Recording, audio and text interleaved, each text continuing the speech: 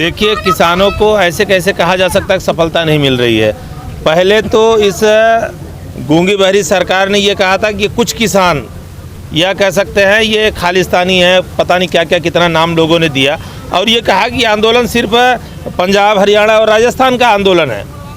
मैं आज आपको ये दिखाना चाहता हूँ, आज ये सिर्फ पंजाब, हरियाणा, राजस्थान का आंदोलन नहीं बल्कि पूरी दुनिया का आंदोलन हो गया। देश की तो बात छोड़ दीजिए। आज हमारे साथ, हमारे बीच में महाराष्ट्र, केरल, कर्नाटका, तमिलनाडु, आंध्र प्रदेश, मध्य प्रदेश, बिहार, देश के तमाम कोने कोने के युवा, किसान, मजदूर सब इस गाजीपुर बॉर्डर पर आज समर्थन देने के लिए पहुँचे।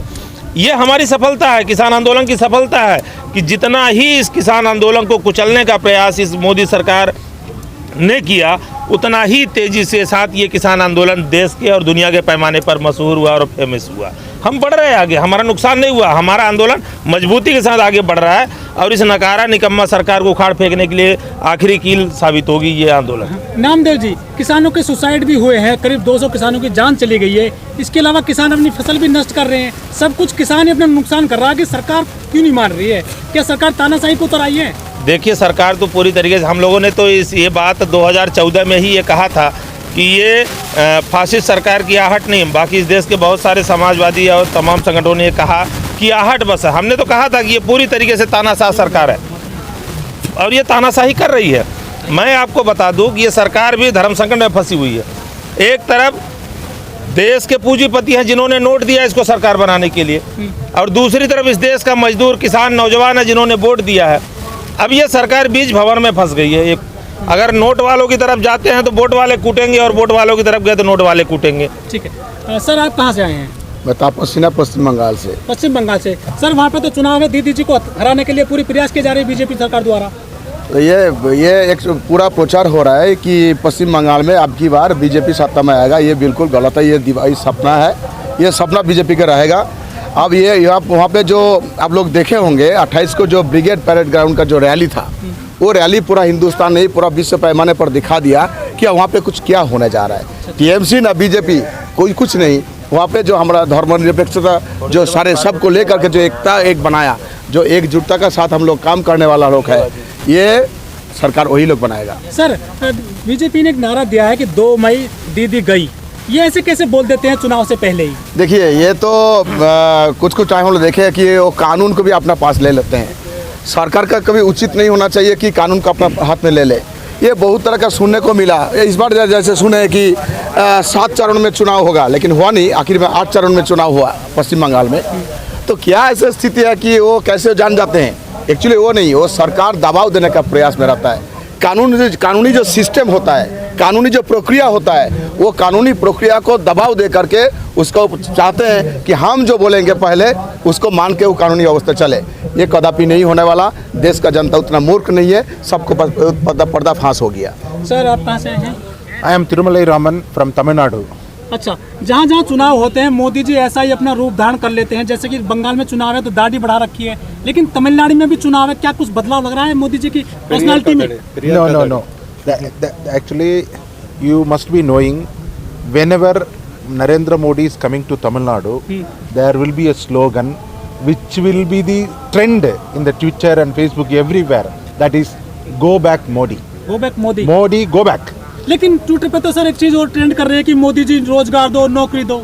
Yes, but whenever Narendra Modi comes to Chennai, Tamil Nadu, go back Modi will be the trending. That is the mind, that is the understanding of Tamil people about Narendra Modi.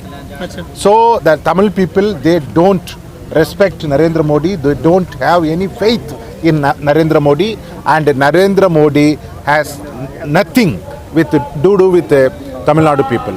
Sir, जो तमिलनाडु के किसान है वो पहले भी आए थे दिल्ली में, वो चूहे लेकर बैठे थे, बाकी और जो चीजें हैं काफी उनको लेकर बैठे थे, सरकार सुन नहीं पाई थी, कोई उनकी सुनवाई नहीं हुई थी दिल्ली में। क्या लग रहा है इस बार हो जाएगी? आप भी आए हैं, दोबारा सवाल कीजिए। आप तमिलनाडु के फार्मर पहले भी दिल्ली में आए थे, वो माउस लेकर के बैठे थे, खा भी रहे थे। उन्होंने बहुत सारी चीजें ऐसी खाई थी जो आम आदमी नहीं खा सकता। Yes. Actually, in Tamil farmers, they were agitating like anything all over in the national capital of India for a long time. Still, they are agitating against the Narendra Modi government. But Narendra Modi government arrested them they put them in the house arrest. These people, that's why they could not reach to Delhi for a long time, but secretly they were kept in their house arrest. This happened. Sir क्या लग रहा है जो Twitter पे tent करती हैं चीजें कि मोदी जी रोजगार दो, तो कुछ ये जाग चुका है क्या आज का युवा? नहीं, एक्चुअली वो बात नहीं है। देखिए, सरकार सत्ता में जो रहेगा उसके पास तो सब मांग सभी का रहेगा। हम यूथ का फेडरेशन का मान लीजिए साथ हम है, तो जरूर हमें काम चाहिए। तो हमें काम चाहिए तो देश का प्रधानमंत्री के नाम मांगेंगे हम तो ना। मोदी जी ने कहा था कि हम जो बंगाल को रोजगार युक्त कर देंगे इस बार। नहीं, वो तो मान लीजिए हम देखें 2 करोड़ नौजवानों को बात वो सवाल पैदा किया था, साल में 2 करोड़ नौजवानों को नौकरी दिया जाएगा। लेकिन 2 करोड़ आप लोग सभी जानते हैं, पूरा हिंदुस्तान जानता है कि 2 करोड़ कहाँ से मिला, कुछ नहीं मिला। रोजगार वो पूरा छीना गया। और जो हमारा देश का जो उद्योग है उसको बेचा जा रहा है, इसको बेचने का साजिश हो रहा है, प्राइवेटाइजेशन हो रहा है, ग्लोबलाइजेशन हो रहा है। इसलिए ये देश में ये नरेंद्र मोदी का जो आप देखते हैं, ठीक है, बहुत वो अच्छा भाषण बहुत अच्छा देते हैं, ये बात सही है, हम लोग मानते हैं।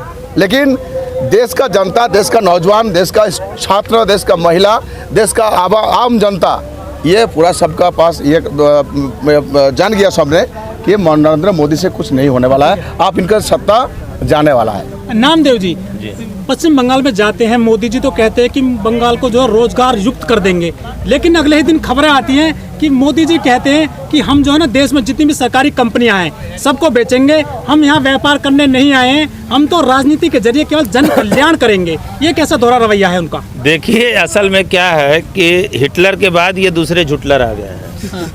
मैं बिल्कुल कहना चाहता हूं, आप देखेंगे 2014 में जब इन्होंने सरकार बनाई थी तो क्या कहा था, देश के युवाओं को 2 करोड़ प्रतिवर्ष रोजगार देंगे। मैं आपसे पूछना चाहता हूं, 2000 प्रतिवर्ष भी लोगों को रोजगार नहीं मिला, बल्कि 2000 से ज़्यादा प्रतिवर्ष हमारे देश के नौजवान ने आत्महत्या की। जितनी बात इन्होंने जितना वादा किया, एक भी वादा आज तक पूरा हुआ क्या? धन्य हमारे हिंदुस्तान की जनता जो कांग्रेस के इस 60-70 सालों के उत्पीड़न और अत्याचार चोरी की वजह से उब चुकी थी, जिसने एक परिवर्तन की राह मोदी को दिया। पर वही जो परिवर्तन की राह थी आज सबके ऊपर भारी पड़ी है। और ये सरकार किसी को एक रोजगार नहीं देने वाली, बल्कि आपके ऊपर जो शरीर पे कपड़े हैं, अगर इस बार मोदी सरकार बन गई तो अगली बार से आप ये पैंट शर्ट में नहीं बल्कि चड्डी बनियान में दिखोगे। ये भी मैं कहना चाहता हूँ, इस देश की अर्थव्यवस्था कहाँ जा रही है, रोजगार खत्म हो रहे हैं, पब्लिक सेक्टर बेचा जा रहा है, किसानों को ज़मीनें छीनी जा रही हैं, हरिजन आदिवासियों के घरों पे ज़बरदस्ती बुलडोजर चलाए जा रहे हैं और उनको बेदखल किया जा रहा है, महिलाओं के साथ सरेआम हत्या बलात्कार किया जा रहा है, युवाओं को सरेआम जेलों में बंद कर दिया जा रहा है, नक्सलाइट घोषित किया जा रहा है। भाई साहब, इसके पहले भी हुआ है, बिल्कुल हुआ है, लेकिन जिस तरीके से नंगा नाच आज की इस सरकार में हो रहा है, इसके पहले कभी नहीं हुआ। और जब जब हुआ है तो सरकारों ने उसकी जिम्मेदारी ली है, माफ़ी मांगी है, या तो उनकी सरकारें गिरी हैं। इसी किसान के हत्या, जब एक बार आपको याद होगा केरल में किसान की हत्या हो गई थी और उस वक्त की मौजूदा सरकार ने यह कहा कि मेरे रहते अगर किसी किसान की जान चली जाती है तो मुझे तुरंत इस सरकार से इस्तीफा दे देना चाहिए, और उन्होंने दिया था।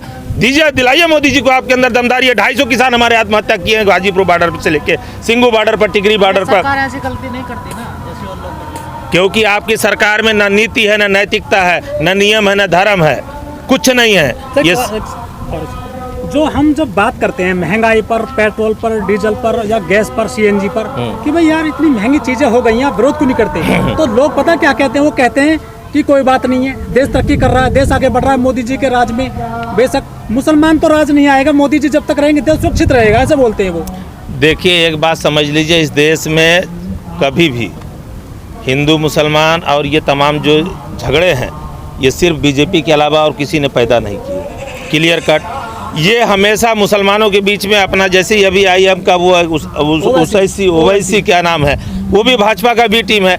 इन दोनों का कॉन्ट्रैक्ट है कि मैं मुसलमानों के बीच में जाकर के जहर बोऊंगा और तुम हिंदुओं के बीच में जाकर के जहर बोना। जिससे आपकी बात ना बने वो बी टीम हो जाती है। बिल्कुल नहीं, बिल्कुल नहीं। ये देश है, लोकतंत्र में सबको बोलने का अधिकार है। आप जायज बातों को रखिएगा तो आपकी हर बात को सुनी जाएगी। लेकिन आप, ये देश सदैव से गंगा जमुनी तहजीब थी, इस देश में भाईचारा था, अमन चैन था, हिंदू मुस्लिम सिख ईसाई सभी एक साथ रहते थे, एक ही गांव में रहते। आखिर ऐसा कौन सा जहर आपको क्यों लगता है बी टीम है ओवैसी? इसलिए कि लगातार जो है वो यही काम करता है, जो बीजेपी कहती है हिंदू एक हो जाओ, मुसलमानों से खतरा है, और वो भी यही कहता है कि तुम्हें मुसलमानों एकजुट हो जाओ, हिंदुओं से खतरा है।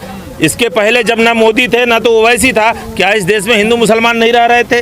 नामदेव जी आपके सवाल। जनेऊधारी तो ब्राह्मण रावण नहीं तब भी थे जनेऊधारी भी थे, लेकिन ये अरे भाई साहब मेरी बात सुनो, देश की आज़ादी की लड़ाई में इन्हीं हिंदू मुसलमानों सिख ईसाइयों ने अपनी जान दी है। ना आपका ओवैसी देने आया था, ना आपका मोदी देने आया था। समझ रहे हैं मेरी बात? इसलिए इस देश की गंगा जमुनी तहजीब है, जो इस देश की परंपरा है, उसको बनाए रखने के लिए हम सभी एकजुट हैं और एक साथ है। ये नहीं चलने वाला आपका हिंदू मुस्लिम वाला। एकजुट कौन होता, कहाँ है? आज देश का युवा एकजुट है। आपको दिख रहा होगा गाजीपुर बॉर्डर, आपने पूरे देश में खूब हिंदू मुसलमान किया, खूब दंगे कराए, खूब लूटपाट कराई, लेकिन आज देख लो आप, यहाँ सिर्फ किसान है, नौजवान है, छात्र है, महिला है, ना ही हिंदू है, ना मुसलमान, ना सिख ईसाई है। नामदेव जी आखिरी सवाल आपसे, जो देश की राष्ट्रीय मीडिया बोली जाती है, टेलीविजन वाली चाहे मुख्य अखबार हो, क्या वो ठीक से काम कर रहा है आज?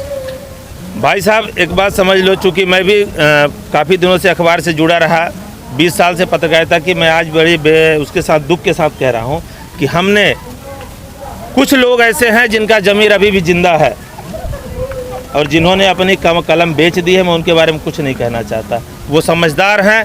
अगर वो ऐसा नहीं है तो हमारे कुछ क्रांतिकारी साथी जो नौजवान हैं, जिनके समझ में ये बात आई कि हम चैनल का लेके घूमते तो ज़रूर हैं, लेकिन हम जो चाहिए वो दिखा नहीं सकते, वो लिख नहीं सकते, वो अभी आपने देखा एक पत्रकार साथी ने सरेआम इस्तीफा दिया।